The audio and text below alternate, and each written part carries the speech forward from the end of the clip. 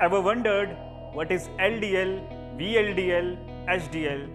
And when people say LDL are bad cholesterol and HDL are good cholesterol, what do they actually mean? For this to be known in detail, you need to stay with me until the end of this video.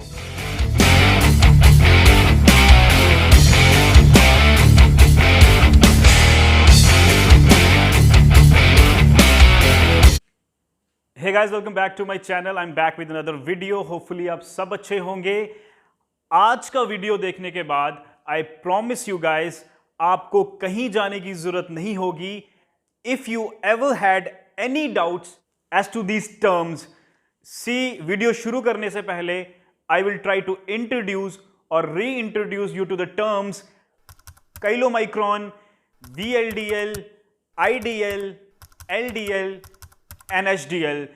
अगर जिंदगी में आपने कभी lipid profile नाम से test करवाया होगा, you would have seen these terms mentioned there. See, in terms को एक एक करके जानेंगे, लेकिन सबसे पहले you need to know that what are these.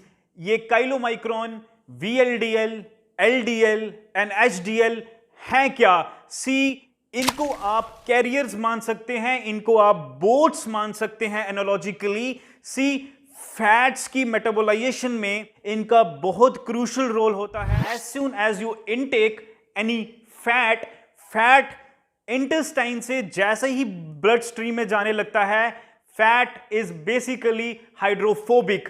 Fats easily transport नहीं हो सकता ब्लड स्ट्रीम में without any help of some external agents, and these LDL, chylomicron, VLDL and HDL, these are these agents. Since fat is hydrophobic, fat combines with protein to make these boats, and these boats they carry fats from bloodstream to different parts of the bodies. I hope आपको समझ आ गया होगा कि LDL, VLDL, chylomicron कैसे अपना part play करते हैं in the मेटाबोलाइजेशन of fats. Now one by one मैं इन सारी बोट्स का जो फंक्शन है उसको डिटेल में डिस्कस करने की कोशिश करूंगा.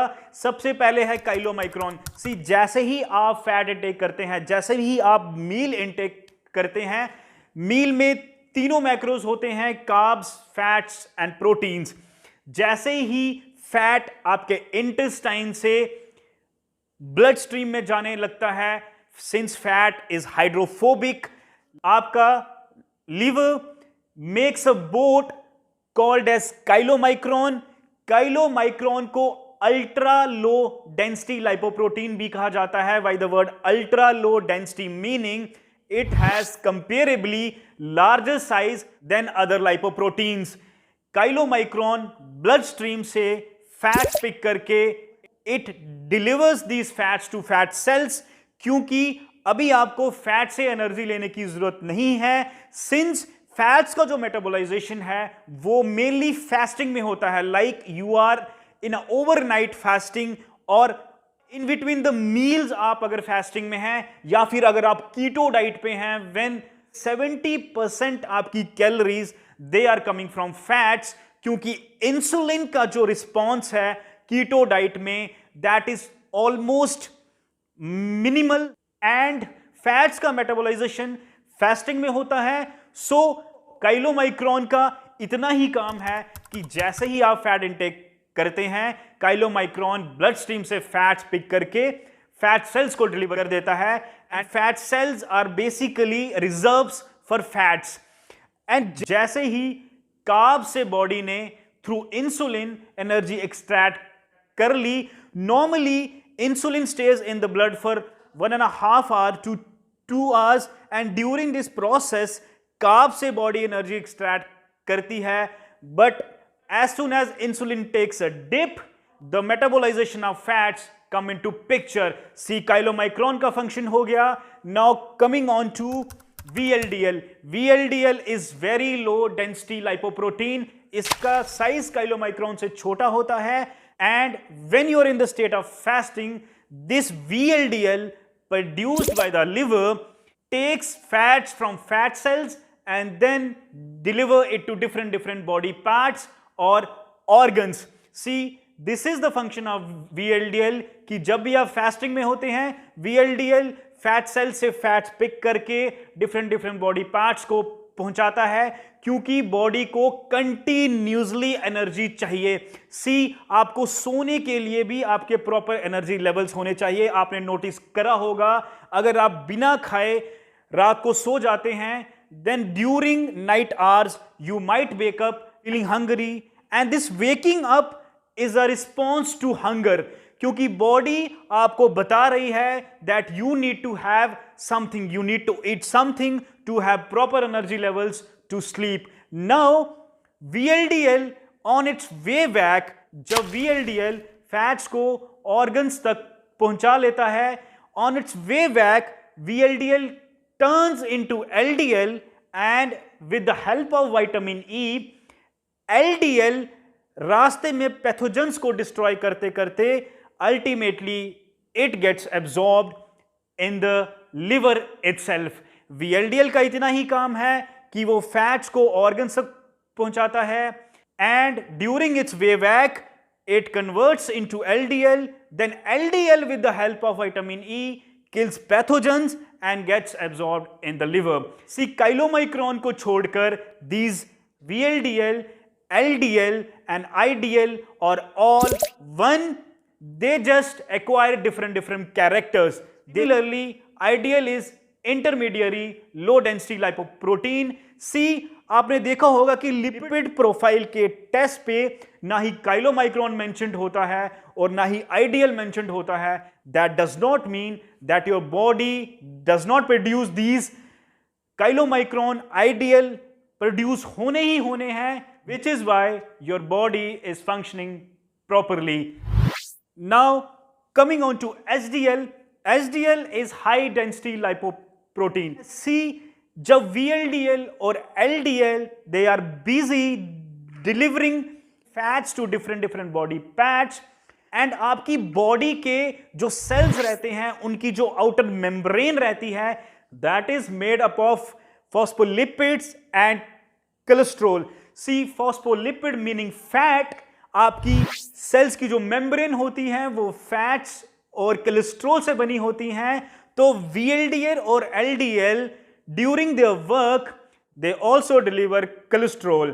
Now HDL is high density lipoprotein. See, HDL का काम ही यही है, जो कोलेस्ट्रॉल अनयूज्ड रह जाता है, जो कोलेस्ट्रॉल आपकी आर्टरीज में, आपके वेन्स में अनयूज्ड रह जाता है, HDL with its character of high density, smaller size, it carries all those cholesterol. इसका साइज बहुत छोटा होता है, ये उस सारे अनयूज्ड कोलेस्ट्रॉल को पिक करके लिवर तक वापस ले आता है, and this is why HDL को गुड कोलेस्ट्रॉल कहा जाता है, and this is why it is recommended कि HDL आपकी बॉडी में नॉर्मल रेंज में होना ही होना चाहिए, क्योंकि ये बचा खुचा जितना भी कोलेस्ट्रॉल होता है ये पिक करके लिवर तक ले आता है, and this is how it saves you from having heart attack.